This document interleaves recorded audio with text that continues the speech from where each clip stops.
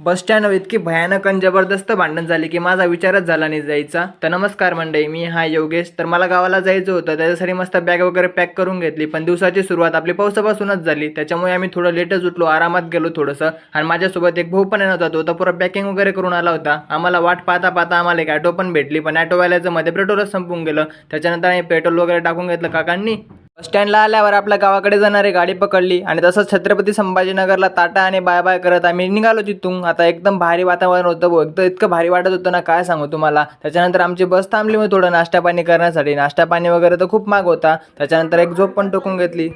पाहता पाहता आपली गाडी धुळ्यामध्ये येऊनच गेली होती आणि धुळ्यामध्ये इतकी जबरदस्त गर्दी होती ना भाऊ, मला पहिल्यांदाच खाऊन गेलं होतं. आज गाडी मिळणं थोडं मुश्किल आहे जे म्हणतं. त्याच्यानंतर मी आपल्या बस स्टॉपची गाडी वगैरे पाहून घेतली, गाडी कुठं लागते. त्याच्यानंतर आला मग बस जिथं गाडी लागते तिथं. तिथं आल्यावर पाहत होतं का, इथं एकदम जबरदस्त भांडण चालू होती भाऊ, ही जागा माझी ती जागा तुझी. जाऊ द्या म्हणता, बस स्टॉपने घरी आल्यावर काय काकांच्या घरी गेला, तिथं गाडी वगैरे पाहिली, गेला घरामध्ये तर कोणीच दिसत नव्हतं. सर्वेचे सर्व कुठं गेले म्हणतं. आता इथं सर्व दिसत नव्हते. त्याच्यानंतर आजी दिसली. आजी म्हणाली जा म्हणे पहिले फ्रेश वगैरे होऊन ये. फ्रेश वगैरे होऊन लगे आजीने जेवणाचं ताट वळला आणि जेवणाचं ताटमध्ये स्पेशल म्हणजे माझं आवडतं होतं, तेच म्हणजे आपलं पुरणपोळी. तिथं आपला भाऊ पण होता, भाऊ पण दिसला. त्याच्यानंतर निघालो मी आमच्या गावाकडच्या दिशेने.